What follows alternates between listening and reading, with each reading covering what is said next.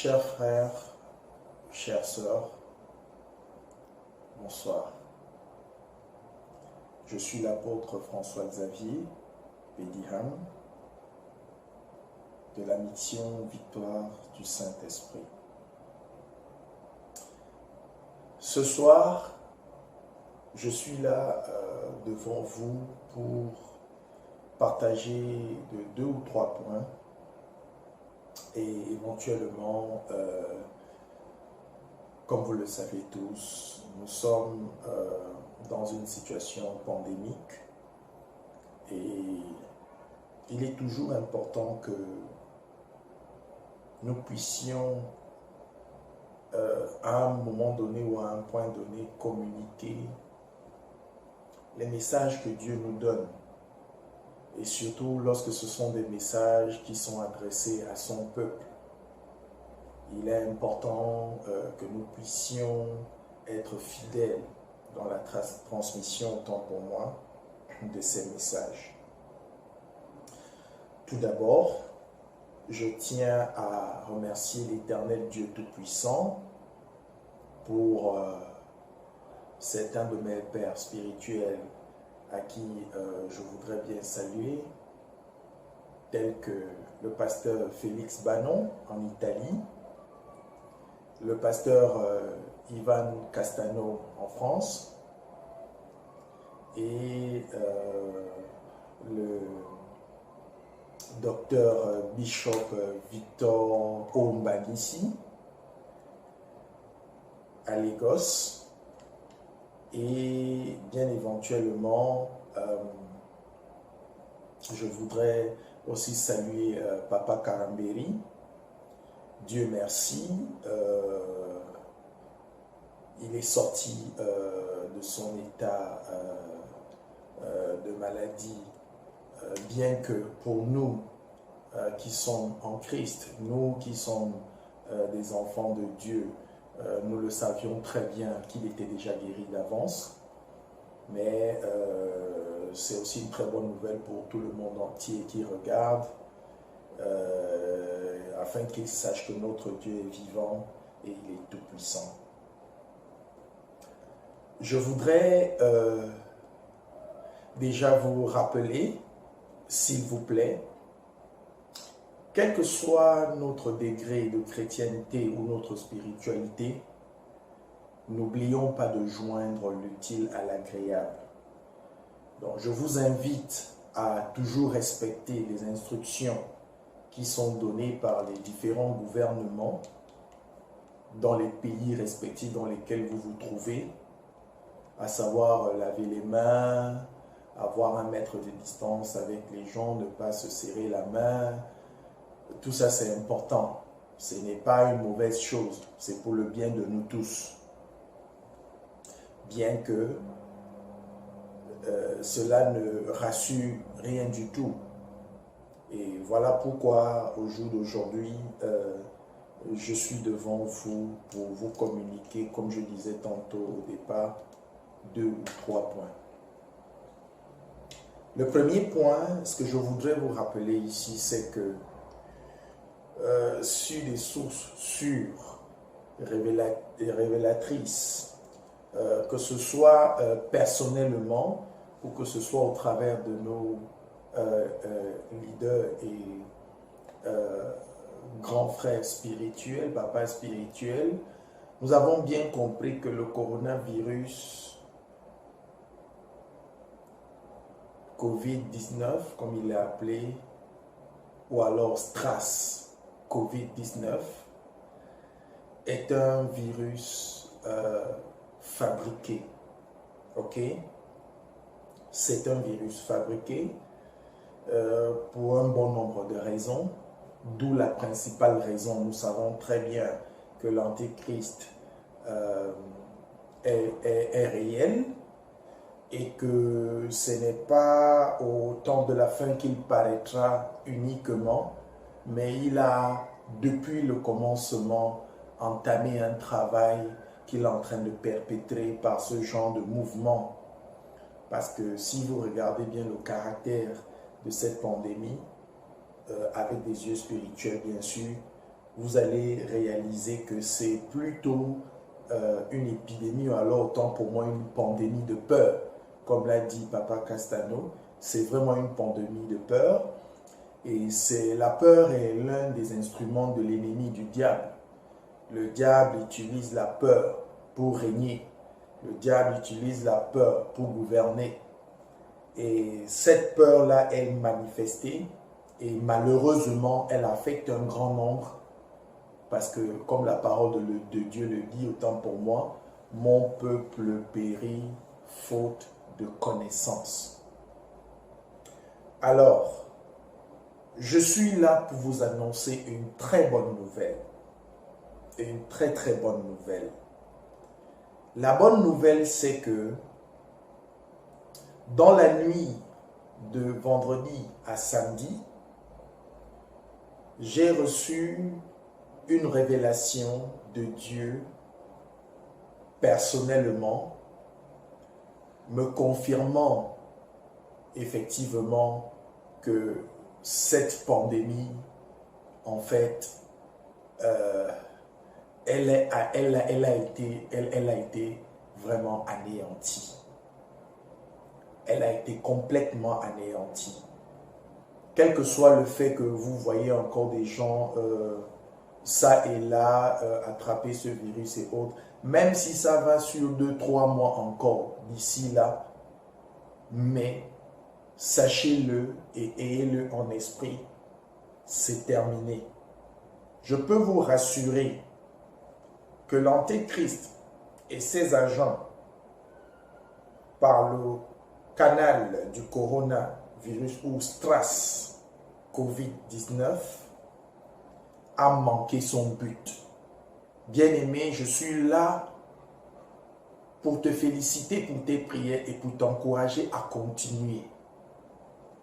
Parce qu'en effet, le diable a manqué son coup. Oui, plusieurs sont morts, paix à leur âme. Oui, plusieurs en souffrent encore dans les hôpitaux. Mais ce qui est sûr et certain, à l'heure où je te parle, sache que Dieu a donné son verdict. Et je ne suis pas seul à le confirmer. Tout à l'heure, j'ai écouté la vidéo de Papa Karamberi qui a lui-même expérimenté ce virus-là. Et le Seigneur lui a parlé, lui et son épouse, à maintes reprises. Il l'a dit lui-même. Et le Seigneur, Dieu lui a dit, c'est fini. Nous allons juste continuer de prier pour la forme. Nous allons prier juste pour nous tenir à la brèche. Mais c'est terminé. Le support que j'ai eu, c'est un support que tu pourras lire même à la maison. Il est dans le livre de 2 Chroniques, chapitre 20. Tu peux lire tout le chapitre 20 et tu vas comprendre ce que Dieu est en train de te dire aujourd'hui. Mais pour faire une petite élucidation, je vais essayer de te décortiquer ou de te décrire ça juste en quelques mots par le canal du Saint-Esprit pour que tu puisses percevoir. Le peuple de Dieu était en défaillance et il y avait une multitude de peuples qui se sont rassemblés pour les combattre. Et ils ne savaient pas que faire. Ils étaient pressés ça et là. Alors, selon le livre de 2 Chroniques, chapitre 20, ils se sont lamentés. La parole de Dieu dit qu'ils se sont rassemblés et ils ont cherché la face de l'Éternel.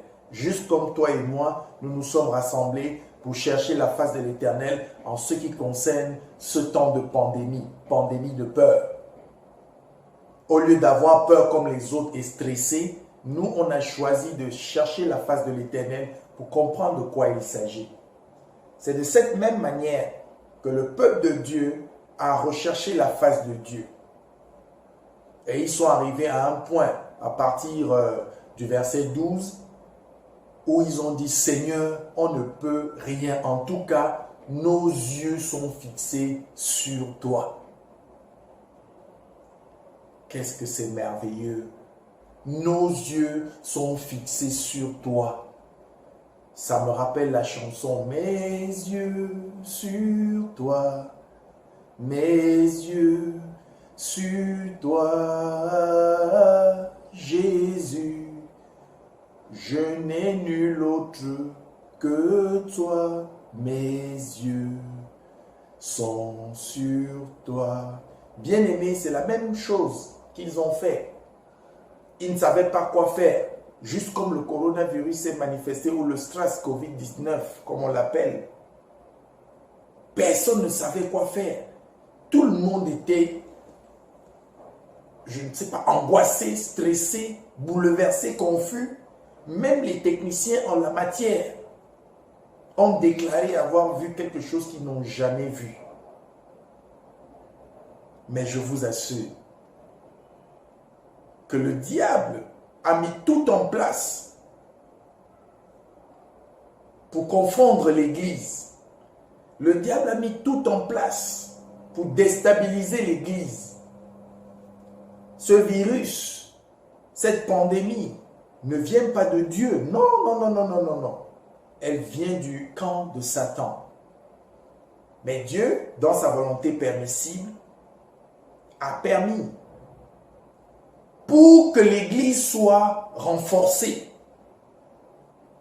pour que l'Église soit éprouvée et se tienne forte.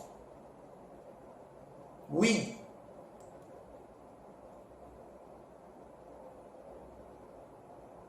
C'est pour ça que vous pouvez voir que ça et là, beaucoup de gens ont pu l'attraper.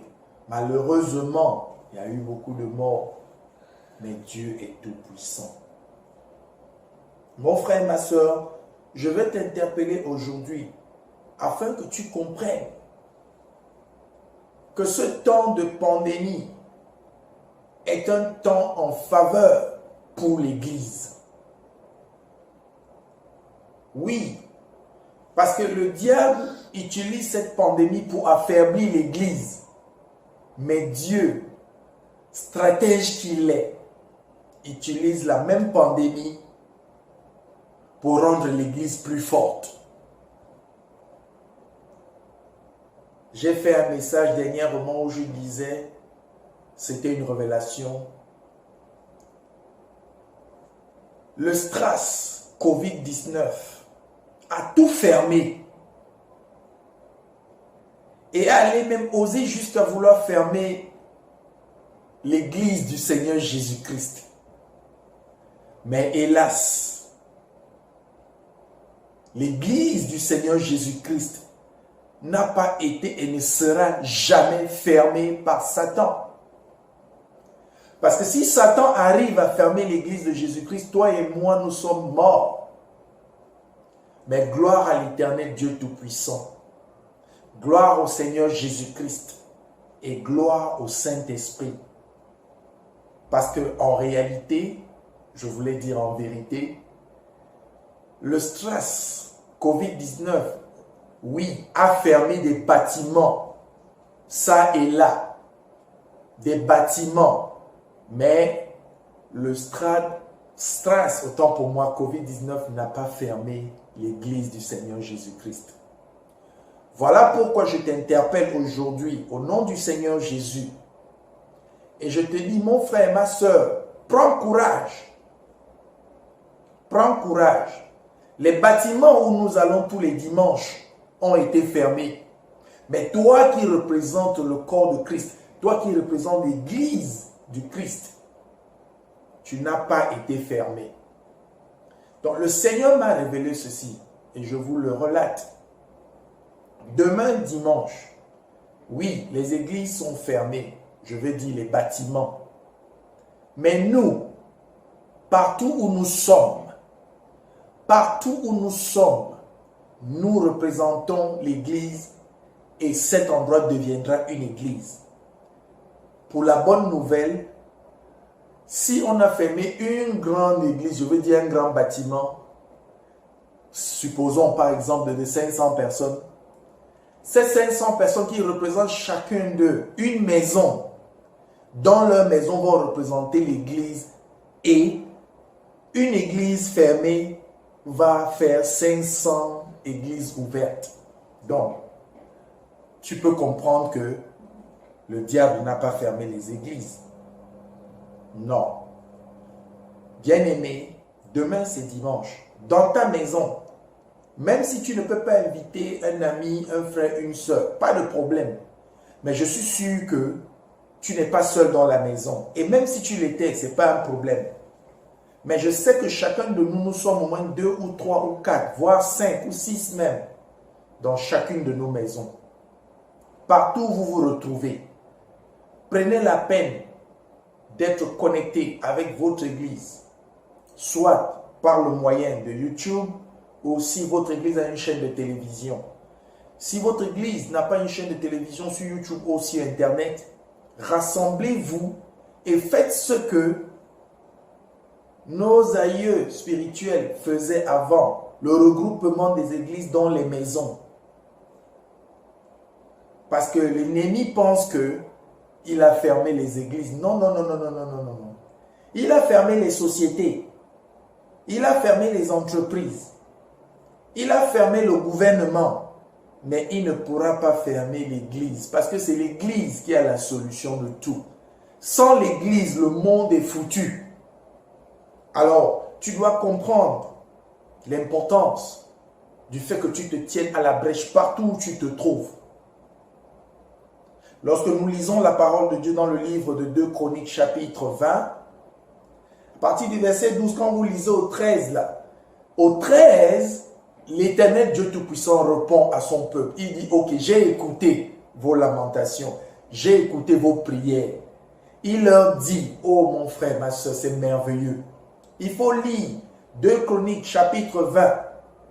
Tu prends 12 et 13. Après, tu descends plus loin, tu prends le chapitre 20, 22, 26. Tu vas comprendre de quoi il s'agit. La parole de Dieu dit que Dieu a dit à son peuple, vous ne combattrez pas. Moi, je vais combattre pour vous. Et je vais donner la victoire entre vos mains. Et je vais vous donner la victoire entre vos mains. Bien-aimé, si l'Éternel Dieu Tout-Puissant combat pour toi, tu n'as pas de problème. Le SRAS COVID-19 s'est attaqué à l'Église. Donc ça veut dire qu'il s'est attaqué à Jésus. Alors, est-ce qu'il y a un match? Il n'y a pas match. À l'heure où je te parle, il est déjà écrasé, complètement foutu. Mais il y a une chose. D'ici 1 mois, 2 mois qui vont arriver, il peut même arriver que le truc prenne un peu plus d'ampleur, mais sachez que c'est vaincu. C'est l'information principale que je vous donne aujourd'hui. Mais l'Éternel Dieu Tout-Puissant nous a recommandé de continuer à prier, de continuer de nous tenir à la brèche pour les autres qui ne connaissent pas le Seigneur Jésus. Pour les médecins, pour les aides-soignants, pour tous ceux qui sont en train d'opérer dans le domaine médical à ce sujet, pour tous ceux qui se mobilisent de part et d'autre, nous devons prier. Nous devons prier même pour nos chefs d'État. Bien aimé, peut-être que tu ne le sais pas. La plupart de nos chefs d'État que tu vois, la plupart d'entre eux, je dis bien la plupart, ne savent même pas eux-mêmes ce qui se passe. Ils ne savent pas. Oui, c'est la vérité. Parce que c'est une instrumentalisation satanique, démoniaque, antéchrist, avec ses agents au travers de cette pandémie. Je voudrais t'interpeller, bien-aimé, à ce que tu prennes conscience de la nouvelle décennie dans laquelle nous sommes entrés. Parce que ce temps de pandémie nous fait entrer dans une nouvelle dimension. L'Église du Seigneur Jésus-Christ, grâce à cette pandémie, rentre dans une nouvelle dimension. Tu vas me dire, comment une pandémie peut nous faire entrer dans une nouvelle dimension? Et bien entendu, oui, parce que bien que ça ne vienne pas de Dieu, mais Dieu l'a transformé en ce qui va nous aider à rentrer dans une nouvelle dimension. Toutes choses concourent au bien de ceux qui aiment Dieu et de tous ceux qui sont appelés selon ses desseins. Oui, bien-aimé, voilà ce qu'il en est en ce moment. Bien-aimé, je te le dis sincèrement, lorsque le diable a organisé tout pour tuer Jésus, il ne savait pas qu'en tuant Jésus, toi et moi, nous avons la victoire. Si le diable savait qu'en tuant Jésus, toi et moi, nous avons la victoire, il n'aurait jamais tué Jésus. Mais il ne savait pas. Il a tout orchestré, comme aujourd'hui. Ils ont orchestré le Covid-19, SARS-CoV-19 ou coronavirus, comme vous pouvez appeler. Ils ont orchestré, ils ont organisé, ils ont fabriqué les virus, ils ont fait des trucs. Mais finalement, ça va se retourner contre eux, bien-aimés. Et nous, l'Église, nous, le corps de Christ, nous allons en bénéficier. Et l'Église va dans une nouvelle dimension. Afin que nous comprenions et que nous essayions dans la nouvelle décennie dans laquelle nous sommes entrés, qui est la décennie de la domination.